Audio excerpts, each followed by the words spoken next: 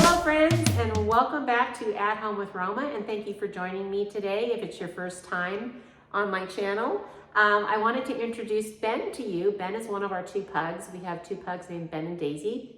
And Ben is a boy after my own heart. He is a foodie. He's a pug. Of course he's a foodie, just like me. So he's always underfoot in the kitchen when I'm doing videos. So I just wanted to introduce you formally to my cutie pie. If you look back at my old videos back in 2020 when we started this channel during COVID, he was a little tiny little baby, and you can see how he's evolved into just the cutest little chunky guy, huh? So anyway, well, let's get cooking today. We're going to be raw packing and pressure canning shelf-stable boneless, skinless chicken thighs. It's a great grab and go when you get home from work. It's a great thing to have on your shelf, preserved for years to come. I've seen people on YouTube videos that have tried their chicken after 10, 15 years on the shelf. So it's just definitely something nice to have as a grab and go for taquitos or chicken salad for lunch or whatever you want to make with your chicken. It's really nice to have it in a glass jar in your pantry, ready to rock and roll. So let's get cooking. That's what we're going to make today. He wanted to know, what are we doing with this chicken? So let's get rocking and rolling and get on to the first step. So the USDA Food Preservation states that we need to leave 1 1/4 inches of head space in this jar. So we're going to be chopping up the chicken thighs, boneless, skinless chicken thighs, packing it in here, pushing it down to get the bubbles out, and then we're going to leave 1 1/4 inches of space between the top of the chicken and the top of the jar. So this is just one of those debubblers, and what I've done is I have measured with a measuring tape that this is little dot here is 1 1/4 inches. So when I put it in my jar and I look at it, it's basically bringing the bottom of this right underneath this lip of the glass right here where it curves out. So there's a line that you can see, and then it's just right below that. So I'm going to take my chicken right up to that line in the jar. Like right there is the 1 1/4 inches. So these things are great. I also have it measured out, you know, that's the 2-inch mark and that's the 3-inch mark for when I put it inside of my All-American pressure canner and I'm filling it with water. I know exactly where to fill the water line to. So I've just added that headspace onto this as well. So great tool to use. Next, I want to check my jars before I start filling them with chicken. And these are ball mason jars, quart-sized jars.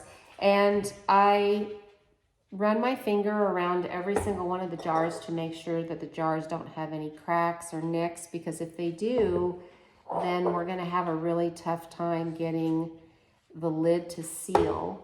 So just do a quick check. I'm doing 7-quart jars that are gonna fit in my pressure canner. And all of these feel really good. So now I'm gonna chop up my chicken. These are boneless, skinless chicken thighs. Some of them have a lot of fat on them, some of them don't. It's a, you know, it's a fatty meat anyway, the dark chicken. I'm a big dark chicken gal. Here's one that has a lot of fat on it, and I might just take off a little bit of that. But you do want to keep some fat on it because you want to make sure that you get some really nice juice from that. So I'm going to just remove that little piece. Just chop it into, some people actually just throw this whole chicken thigh into the jar, but I kind of like to see, you know, how much fat is on it, and I think it's just easier to put it in the jar when the pieces are a bit smaller. I'm also using a Global knife. I actually love this brand. It's really nice.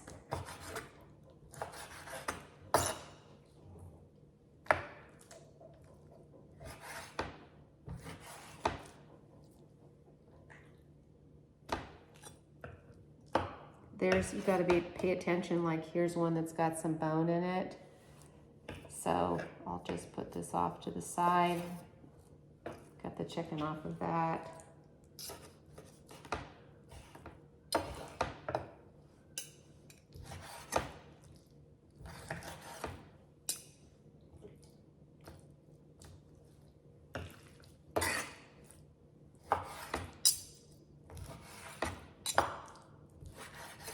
And as you're going, you can just start filling your jars. Here's the first jar I'm going to start filling. And using this funnel is very helpful.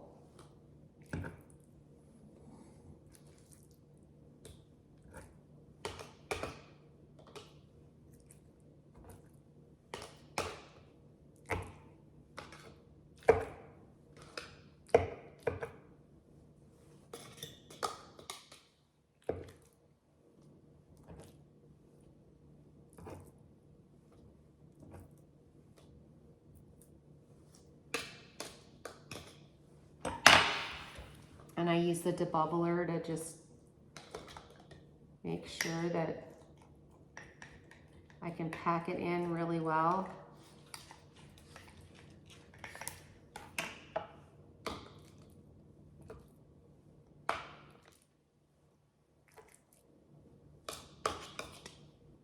I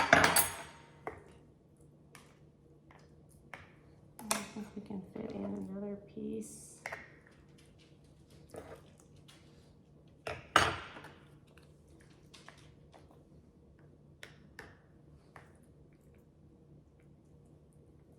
That is definitely not 1 1/4. Let's try a smaller piece.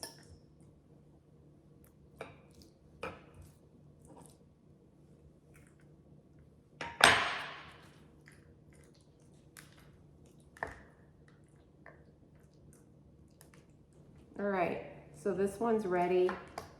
Can you see that we're just right around this line here? So that one's ready to go. And we're gonna pack all 7 of these just like that.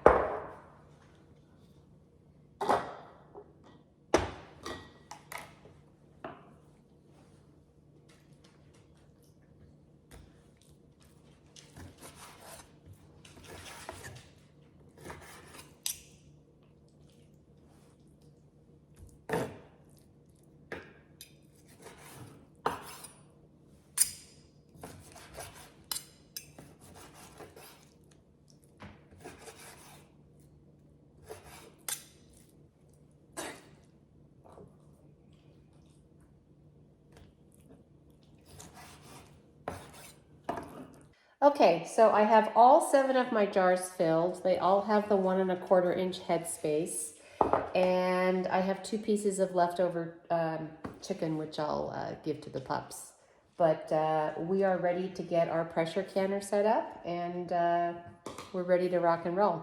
All right, so next up what we're going to do is wipe the rim of these jars. And I just used distilled white vinegar. And this will take off any pieces of chicken fat or anything that touch the rim of the jar, because if there's anything on there like slimy chicken or a piece of chicken fat, anything slimy on there, anything will prevent this lid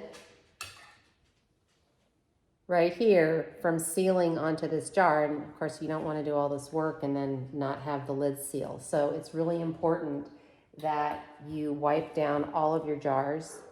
And while we checked for cracks or nicks before we started canning the chicken, I like to check again just to be sure. So it's nice and clean.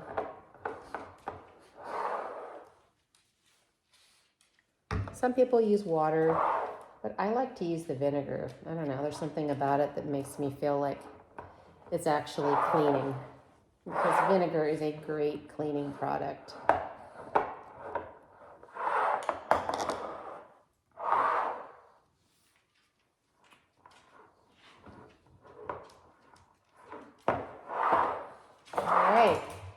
7 jars.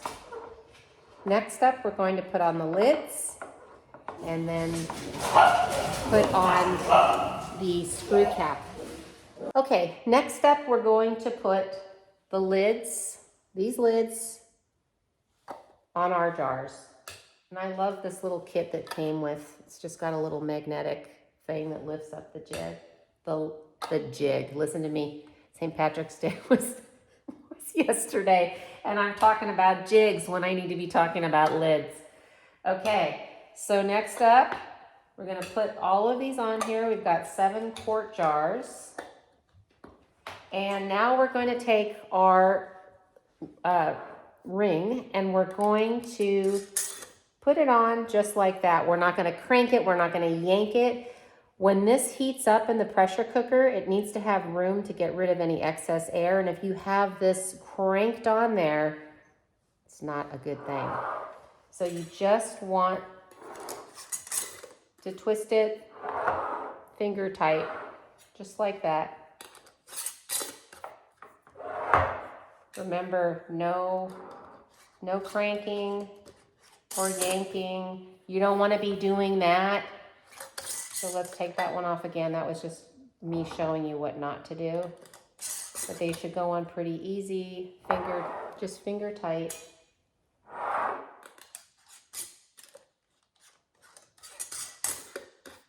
Okay, just like that. Because after we're done with these in the pressure canner, we will be removing these rings and they will go into the pantry with just the lids on without the rings, because that's not necessary. All right, last one up. All right, so we're ready to now put them in the pressure canner. Okay, so I have put 2 inches of water in here, and we have the rack on the bottom. You always have to have the rack on the bottom. You never want to put the jars directly onto the bottom because that can crack the jars. And what I've done is I've got a little cap full of olive oil, and every time I use my canner, I just coat this little beveled edge just to ensure, you know, there's no sticking or scraping because it's metal on metal. And you just want to make sure that this is nicely lubricated. Just one pass around the inside. Some people do it every time they use their pressure canner. Some people do it every 3rd time they use this. So, you know, it just depends on personal preference.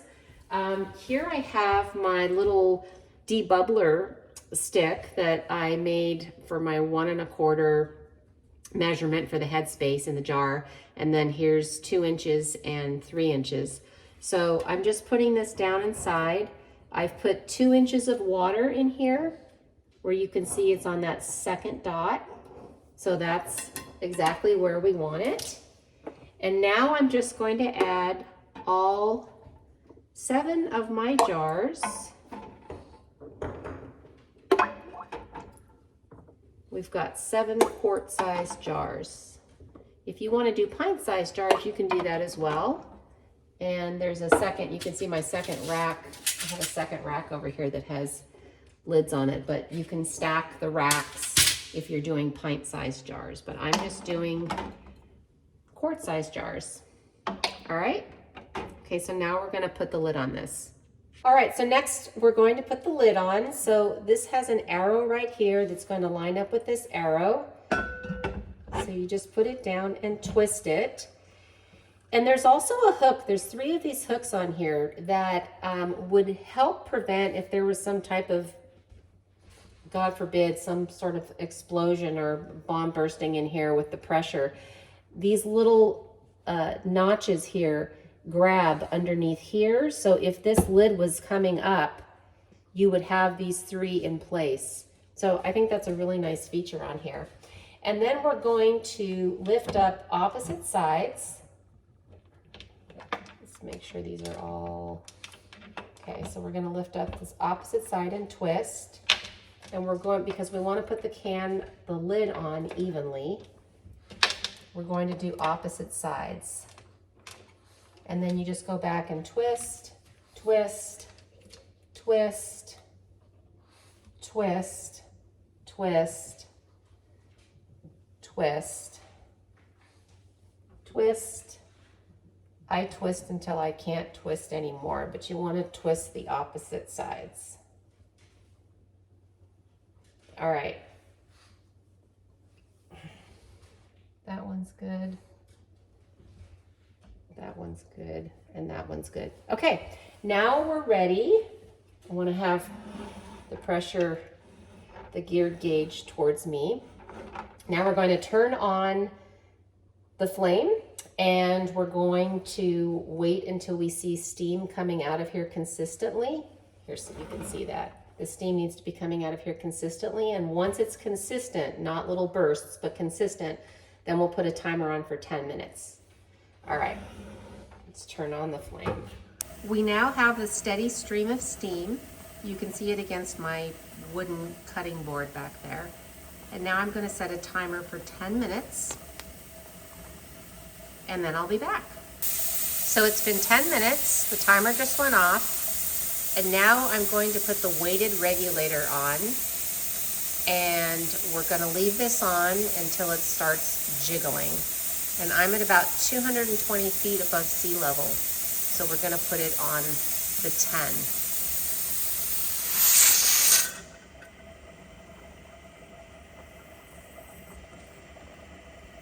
All right, we've got it on the 10, and the geared gauge is going to go up to about 10 PSI.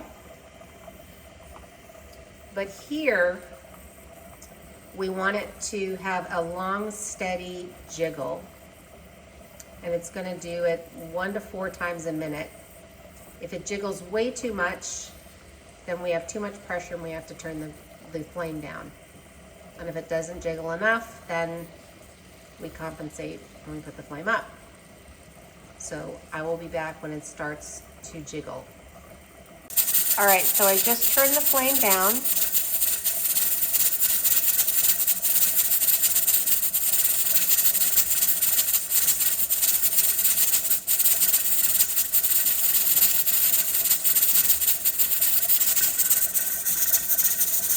This is at about 11.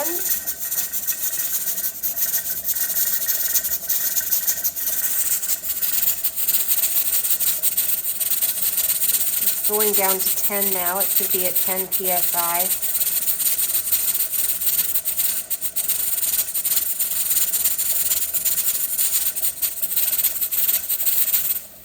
There we go.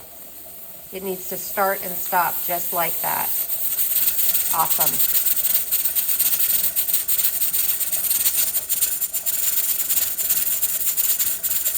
So it should stop again.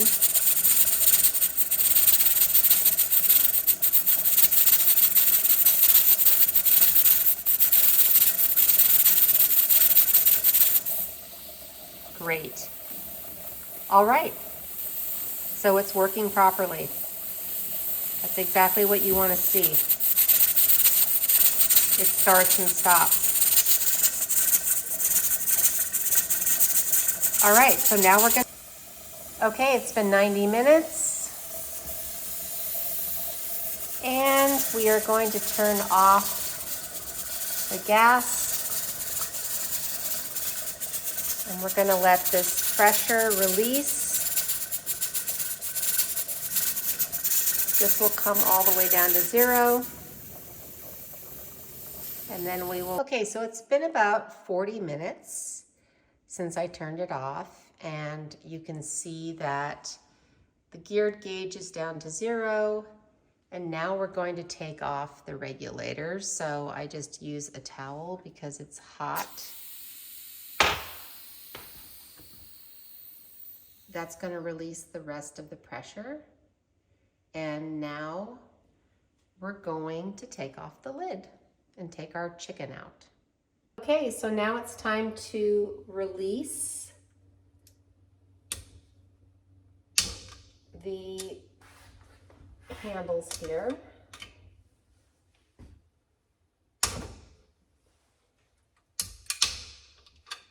careful because they're hot.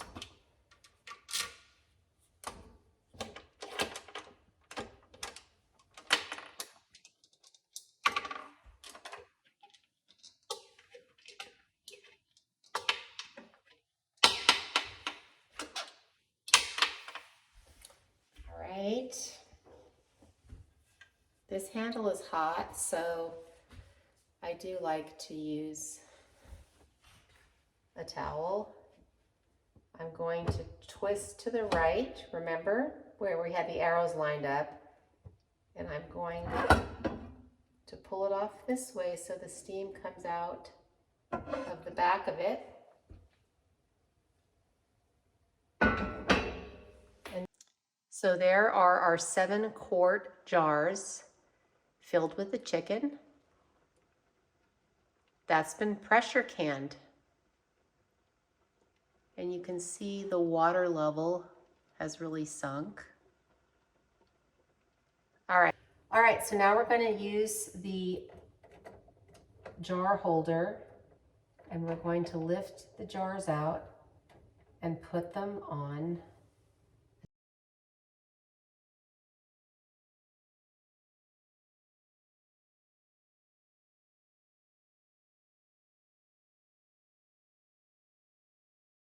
Okay, so as you can see, the jars are still bubbling. You can see this one has some fat forming at the top.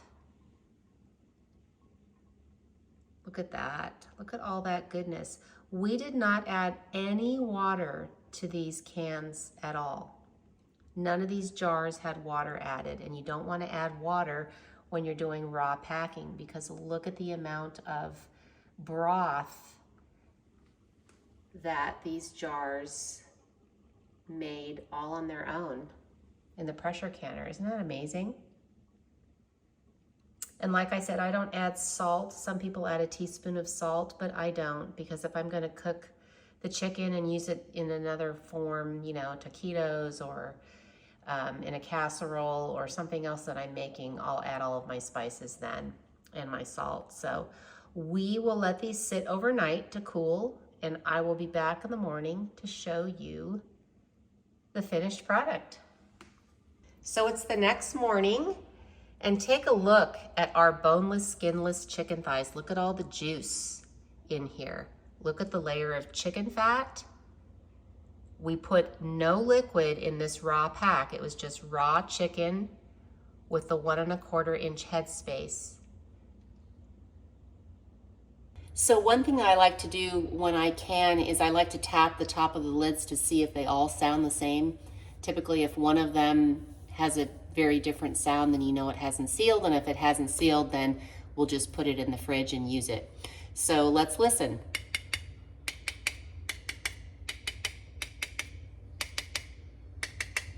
They all sound the same. And let's look at one of these up close. Now, if aesthetically you don't like that the chicken is showing above this line, then the raw pack method isn't for you, because anything you raw pack is going to stick up over the liquid. And some people want it to look perfect in their pantry. I really don't care. As long as it tastes great. I'm the only one looking at my can. I don't, you know, that makes no difference to me. So look at all the juice that's in here. And we can shake it up. Imagine how great this will be in chicken noodle soup. Isn't that amazing, the amount of juice that's made from this? So that fat will settle on top and it'll just sit in your pantry. And the next thing we're gonna do is we're gonna take off the lids. You don't wanna store them with the lids in your pantry.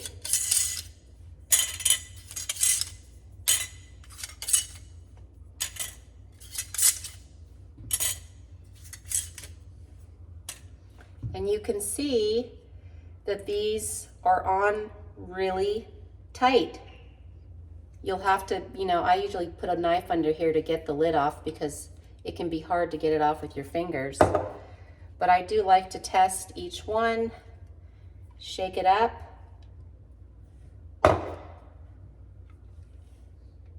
Make sure that there's a nice seal on there. And then I like to wash my jars off because they feel, you know, they can feel a little greasy.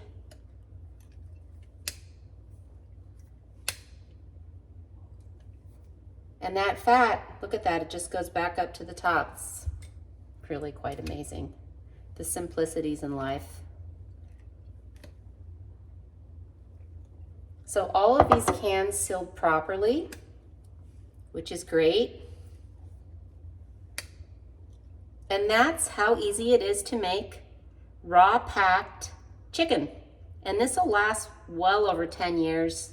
I've seen a lot of YouTubers that have gone on and tried chicken they've labeled, 15 years ago, and it's still delicious. So I would much rather open a jar of this and make some tacos or just chicken salad for a sandwich, or chicken noodle soup, than open up like a can of Swanson's that, I don't know, it tastes kind of like flake tuna rather than chicken. So I hope you enjoyed this video today. Thank you so much for joining me. And next up, we'll be packing raw pork.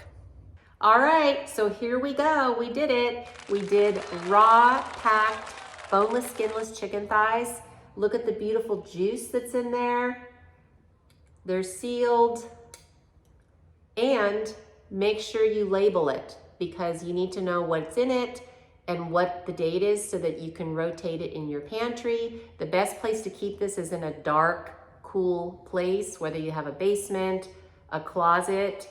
It's better than leaving it out in your pantry where the door's open and the sun's coming in. So I like to put it in a dark place. It'll last longer. And also make sure to label it so you have the year. I put March of 2023, chicken thighs. I know what's in here, and it's just great to have a shelf-stable meat. So in case of an emergency, the power's out, you don't have to worry about this spoiling in your freezer. You've got it on a shelf, ready to rock and roll for whatever you want to use it for. Soup, taquitos, tacos, chicken salad for a sandwich, whatever it is, it's ready to go. So thanks for joining me today, and I look forward to you on the next one.